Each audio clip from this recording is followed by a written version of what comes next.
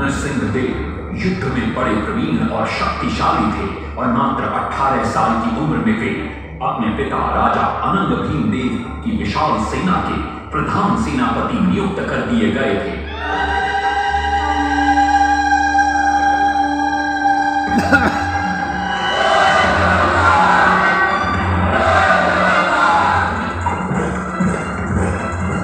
सेनापति बनने के बाद नरसिंहदेव ने अपने कुशल नेतृत्व से दक्षिण के कई आक्रमणकारी राजाओं को युद्ध में हराया।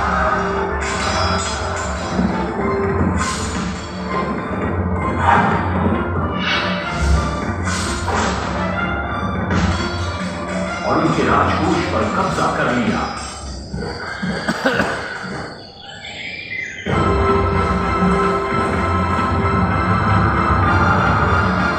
तत्पश्चात उन्होंने विजय ढूंढा जिसे आज हम वारंगल के नाम से जानते हैं।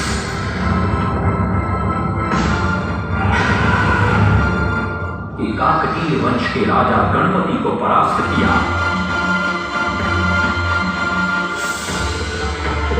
और उनके राजकोष पर भी कब्जा कर लिया। 3 वर्षों तक निरंतर युद्ध के पश्चात जब वे बहुत सारी धन संपदा देकर कलिंग लौटे तो राजमहल में उनका भव्य स्वागत हुआ।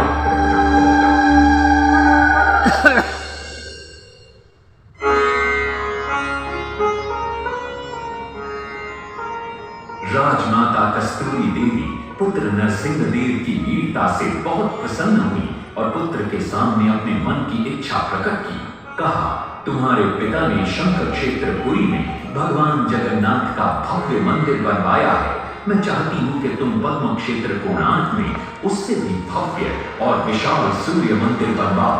किंतु नरसिंहदेव माता से प्रति प्रश्न करते हैं, सूर्य मंदिर ही क्यों और वो भी कोणार्क में? तब राजमाता कस्तूरी देवी बतलाती है, द्वापर युग में भगवान श्री कृष्ण के पुत्र सांब बड़े ही सुंदर और सुकुमार थे।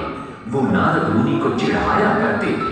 एक दिन नारद मुनि ने सांब को सबक सिखाने की योजना बनाई और उन्होंने सांब की सुंदरता की प्रशंसा कर उन्हें गोपियों के साथ जल क्रीड़ा करने को उकसाया। वहीं दूसरी तरफ भगवान श्री कृष्ण को जाकर कह दिया कि सांब अपनी मां समान गोपियों के साथ जल क्रीड़ा कर रहा है।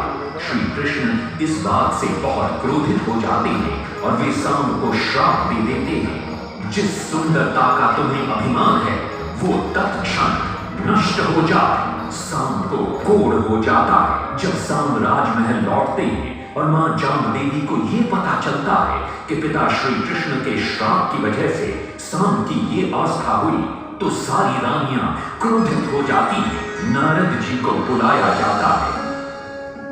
वे रोग मुक्ति का उपाय बतलाते हैं। वे कहते हैं, सूर्य की पहली किरण ऊढ़ देश के एक कोण पर पड़ती है जिसका नाम कोणार्क है। शाम को वहीं जाकर सूर्य की आराधना करनी होगी।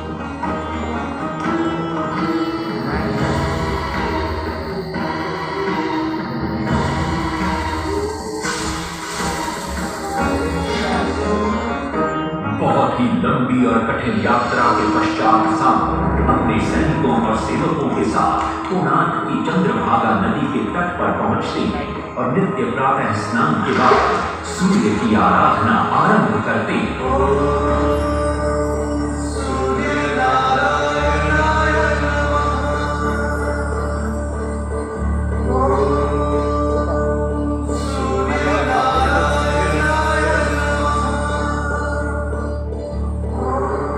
अन्न जल त्याग कर 12 साल की कठिन तपस्या के बाद सूर्य देव प्रसन्न होकर प्रकट होते हैं और सांब को रोग मुक्त होने का वरदान देते हैं। पुत्र, आज रात्रि के चतुर्थ प्रहर में स्नान करते समय नदी के तल में तुम्हें एक वस्तु मिलेगी। वो मेरा ही प्रतिरूप होगी।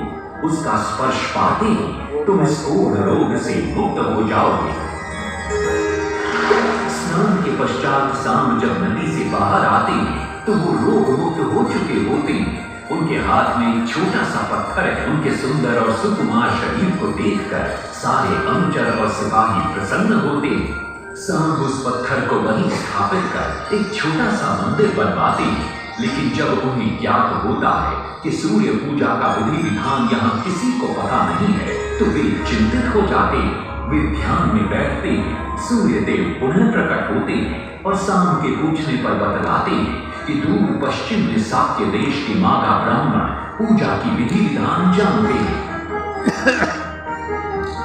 सांब साक्य देश की ओर निकल पड़ते हैं, जो आज का ईरान है। महीनों की लंबी यात्रा के बाद सांब 18 नागा ब्राह्मण परिवारों को साथ लेकर कोणार्क लौटते हैं और सूर्य मंदिर में पूजा शुरू हो जाती है। राजमाता कस्तूरी देवी नरसिंह देव को बतलाती है कि विवाह के कई वर्षों बाद तक जब हम निसंतान थे, मैंने भी उस सूर्य मंदिर में पूजा अर्चना की और तुम पुत्र रूप में मुझे प्राप्त हुए। माता की बात सुनकर नरसिंह देव मां को कोणार्क में संसार का सबसे भव्य और विशाल मंदिर बनाने का वचन देते। सदाशिव सामंतराय महापात्र, जो शिवई सांतरा के नाम से लोकप्रिय थे, वे अपने सहयोगी बीसू महाराणा के साथ मंदिर का प्रतिरूप बनाते हैं और नरसिंह देव के समक्ष प्रस्तुत करते हैं। नरसिंह देव मंदिर का प्रतिरूप देखकर अभिभूत हो जाते हैं और शीघ्र मंदिर निर्माण कार्य आरंभ करने का आदेश देते हैं। दूर दूर से बड़े बड़े पत्थर लाए गए, जितने पत्थर डाले गए सारे टूट गए। पाटने को डाला उसमें डाले गए, नहीं कटा डाला सारे टूट गए। सिर्फ सांतरा हुए परेशान, किसी विधि मंदिर बने। सिर्फ सांतरा हुए परेशान, किसी विधि मंदिर बने। एक दिन वे चिंतामग्न कोणार्क लौट रहे थे, तभी उन्हें प्यास महसूस हुई। उन्हें पास ही में एक कुटिया दिखाई पड़ती है, जहाँ एक बूढ़ी औरत से उनकी भेंट होती है। शिवई सांतरा पानी मांगते हैं। बूढ़ी औरत पानी के साथ गरम गरम भोजन भी लेकर आती है। वे थाली के बीच में हाथ डालते हैं, जिससे उनका हाथ जल जाता है। तब वो बूढ़ी औरत मुस्कुराकर कहती है, तुम तो शिवई सांतरा की तरह बीच से भोजन उठाकर खा रहे हो। ये सुनकर शिवई सांतरा को अपनी भूल का एहसास होता है। माता रामचंडी ने उपाय सुझाया, समझे शिवई सांतरा।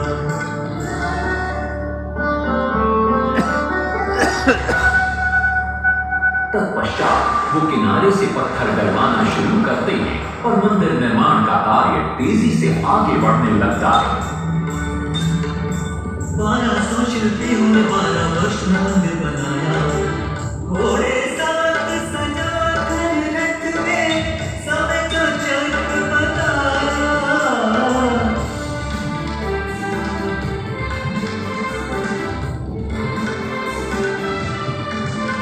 दूसरी तरफ कलिंग के उत्तर के राज्यों के नवाबों के बार बार राज्य पर आक्रमण हो रहे थे। इन आक्रमणों से क्रोधित होकर नरसिंह देव अपनी विशाल सेना को लेकर युद्ध के लिए निकल पड़े।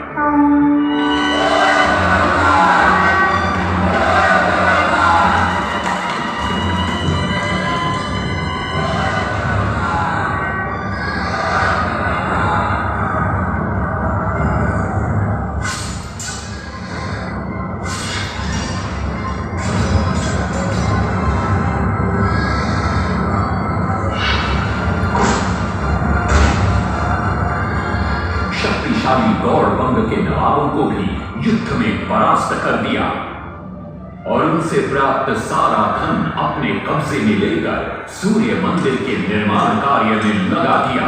1200 कारीगरों के अथक प्रयास से 12 साल बाद विशाल और भव्य सूर्य मंदिर बनकर तैयार हुआ। उस समय के लोगों में वास्तुशास्त्र, ज्योतिष शास्त्र और खगोल शास्त्र का जो ज्ञान था, उसे देखकर आज के बड़े बड़े वैज्ञानिक भी आश्चर्यचकित रह जाते हैं। कई प्रयासों के बाद भी मंदिर के गुंबद पर कलश स्थापित नहीं हो पा रहा था। क्रोधित नरसिंह देव ने आदेश दिया कि कल प्रातः काल तक यदि कलश स्थापित नहीं हुआ तो सबके सर धड़ से अलग कर दिए जाएंगे। सभी शिल्पकार घोर चिंता में डूब जाते हैं।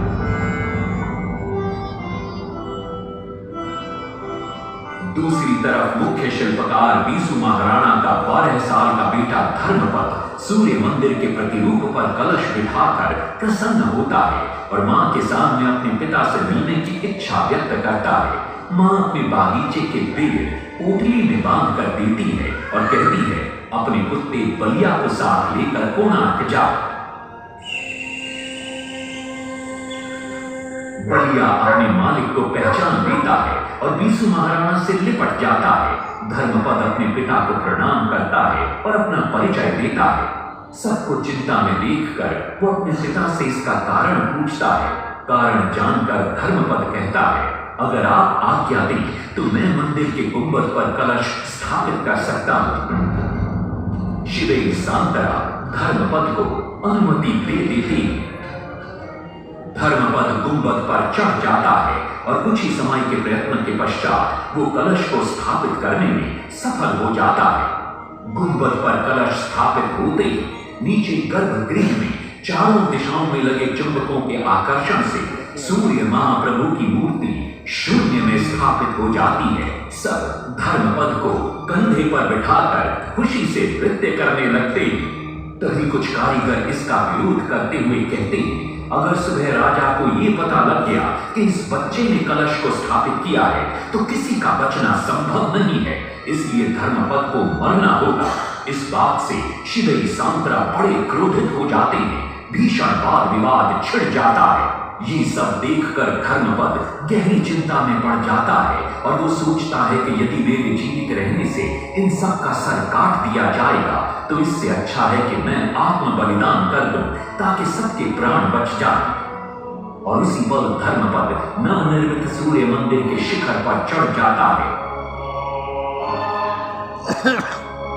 महाराणा के सुपुत्र भगवान कलश बिठा के त्याग दिए निज प्राण, शिल्पियों का मान बढ़ाया।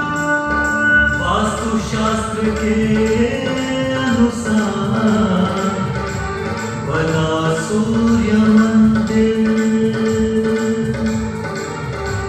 सूर्य उत्तरायण हो या दक्षिणायन हो, सूर्य उदय की आज भी पहले गिलन पड़ती प्रभु के ऊपर।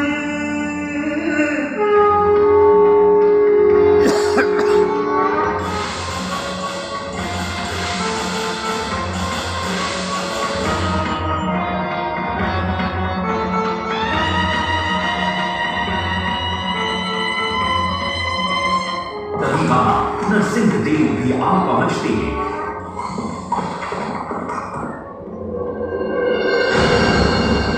और सूर्य महाप्रभु को शून्य में स्थापित देख वे भी आनंद से भर जाते हैं और शिवेरी सांतरा की भूरी भूरी प्रशंसा करते हैं। वो ये भी घोषणा करते हैं कि माघ शुक्ल पक्ष की सप्तमी को मंदिर की प्राण प्रतिष्ठा की जाएगी। लेकिन शिवेरी सांतरा कहते हैं, राजन तिथि तो अच्छी है लेकिन मंदिर की प्राण प्रतिष्ठा के लिए ये शुभ नहीं है। किंतु राजा अपनी बात पर अड़ जाते हैं। शिवेरी सांतरा को दुख होता है और कोई वाद विवाद किए बिना वे हमेशा के लिए वहां से चले जाते हैं।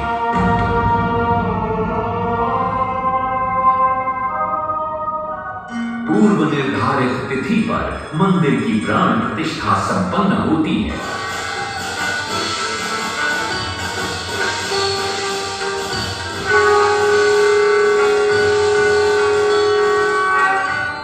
लेकिन कुछ दिनों बाद अमंगल होना शुरू हो जाता है। सबसे पहले विराट सिंह की मूर्ति नीचे आ गिरती है। तत्पश्चात मंदिर की शिलाओं का गिरना भी शुरू हो जाता है। नरसिंह देव को अब समझ में आता है कि शिवेरी सांतरा का कहना सही था, लेकिन देर हो चुकी थी। बहुत साल बाद मंदिर के आसपास जंगल उगाए और ये मंदिर घने जंगलों के बीच छुप गया। जब अंग्रेजों ने जंगल के बीच इस मंदिर को देखा तो उन्होंने इसका पुनरुद्धार किया। आज आप उसी विशाल मंदिर के भग्नावशेष देख रहे हैं। ये है इस प्रसिद्ध मंदिर की कथा। अब इस कथा में कितनी सत्यता है और कितनी कल्पना है, ये तो किसी को नहीं मालूम, लेकिन ओडिशा की जनश्रुतियों में यही कथा विद्यमान है। तुम कल